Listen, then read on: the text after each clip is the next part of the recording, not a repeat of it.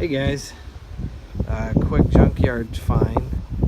This is a Subaru four-wheel drive, all-wheel drive, whatever you want to call it, turbo. The badge says a GL10, but also online it says like a Subaru. So maybe it's just all different things in different markets. But this one's pretty cool because it's four-wheel drive and turbo. So like this is basically the way long predecessor to a WRX wagon or something, especially with the custom flame paint job you got going on the sides and on the roof. A little bit of rust and body damage on the car, but man, just look at those turbo graphics.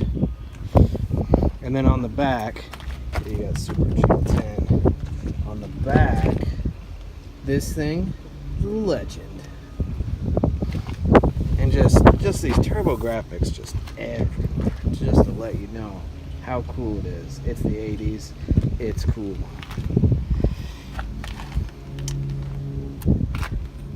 And they're even saving the panda bears.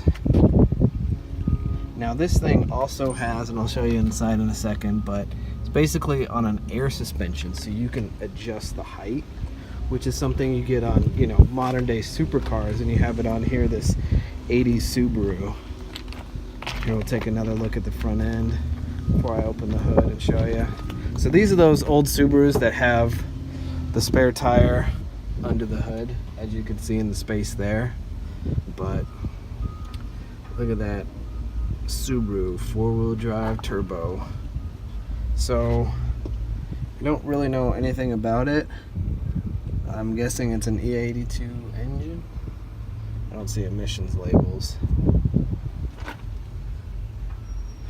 I don't really know anything about these, but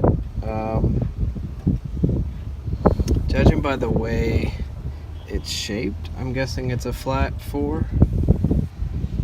It's turbo. The turbo's somewhere down in there, and there's a transmission and all sorts of stuff that's a little bit hard to see. Let me there's no hood prop, so I'm trying to hold this with my hand.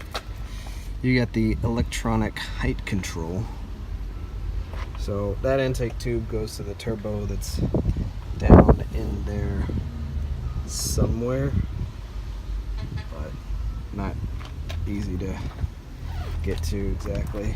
You can see you got kind of like an air spring on the front as well. I don't know what you can see from underneath, but let's take a look at the interior real quick. The interior is kind of plain.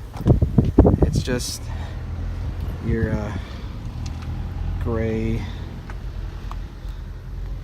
simple, inexpensive, but a really cool part. Well, probably the coolest part. Let me get some look at that digital tachometer. Obviously I don't have a key or power to the car, so I can't light it up to show you, but that is one of those digital clusters.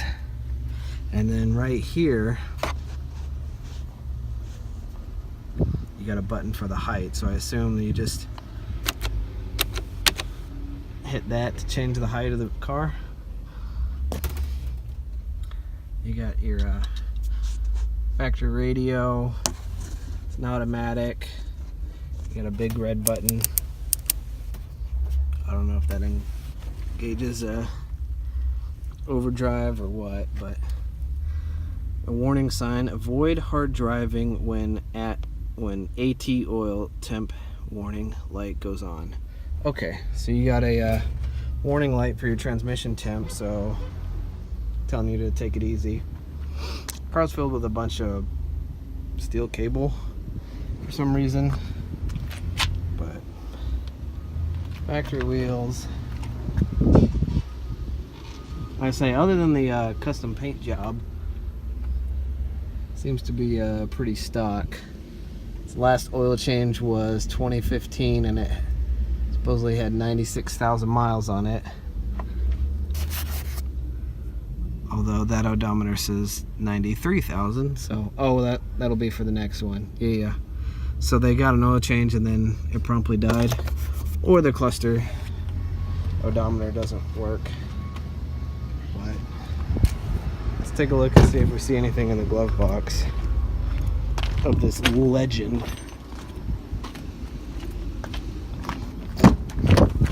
Oh, and it's got the I think these are called pillarless doors. We got some booze, probably from Junkyard Adventures. Ooh, we've got the Meineke discount mufflers. Battery, who cares? We've got the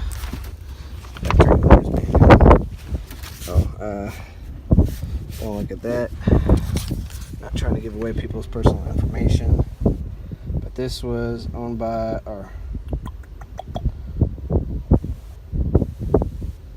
someone named Eleanor. Oh, and the insurance expires February 2019, so that's recent. Don't look at it. Don't look at people's personal info. It's messed up, dude. Okay, and then the owner's manual. They teach you about the turbo.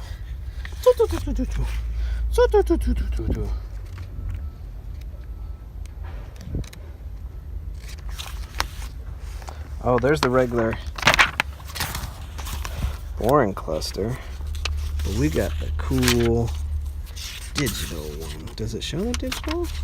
That's weird. Oh, turbo indicator light. When the turbo light goes on, the turbo light goes on when the turbocharger is operating and intake manifold pressure is above atmospheric pressure. If the light does not go on while driving with the accelerator fully depressed, contact your nearest Subaru dealer immediately, because you ain't got no boost. You ain't got no boost. Let's look up in the index for anything turbo. Just turbo indicator light that I just randomly found. Huh.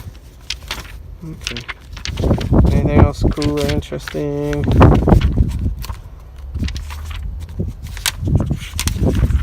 How to use a radio. Whatever. Okay. Well, it's gray interior. Dusty car, but still a solid legend.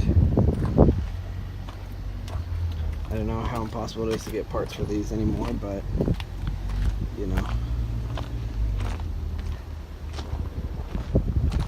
I haven't seen one of these in a while either, so cool to find.